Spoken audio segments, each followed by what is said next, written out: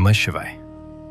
आप सभी शिव भक्तों का स्वागत है हमारी शिव चर्चा कथा सीरीज के एपिसोड 2 में, जहां हम शिव चर्चा में सुनाई जाने वाली कथाओं का सुंदर चल चित्रण करके आप शिव भक्तों से साझा करते हैं। ये कथाएं कोई साधारण कहानी नहीं है, बल्कि पाप को नष्ट करने वाली भगवान शिव की कृपा से भरी हुई होती हैं। तो बिना कोई देरी किए चलिए शिव जी की कथा में लीन हो जाते हैं।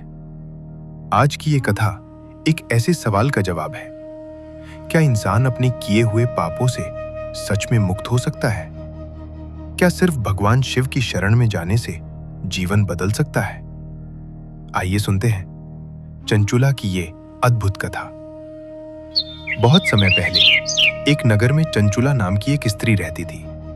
वो सुंदर थी, लेकिन उसका जीवन धीरे धीरे भक्ति और सत्य के मार्ग से दूर होता जा रहा था।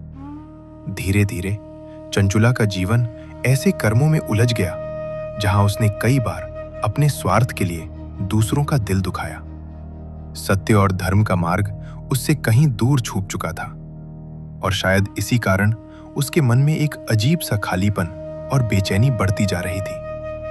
बाहर से सब कुछ सामान्य लगता था, लेकिन अंदर से चंचुला टूट चुकी थी। हर रात उसे अपने कर्म याद आते और एक डर उसके मन को घेर लेता। एक दिन नगर में शिव कथा का आयोजन हुआ। लोग दूर दूर से भगवान शिव की महिमा सुनने आए। चंचुला भी किसी अज्ञात खिंचाव से वहां पहुंच गई। जैसे जैसे कथा आगे बढ़ी, चंचुला के हृदय में कुछ बदलने लगा। कथा में बताया जा रहा था कि भगवान शिव अपने सच्चे भक्तों के सारे पापों को क्षमा कर देते हैं।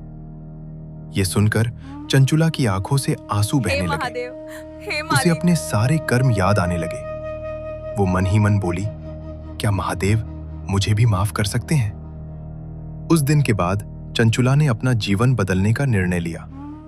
वो रोज भगवान शिव की पूजा करने लगी और सच्चे मन से उनसे क्षमा मांगने लगी। धीरे धीरे उसके मन का बोझ हल्का होने लगा। उसकी बेचैनी अब शांति में बदल रही थी और उसके जीवन में एक नई शुरुआत हो चुकी थी।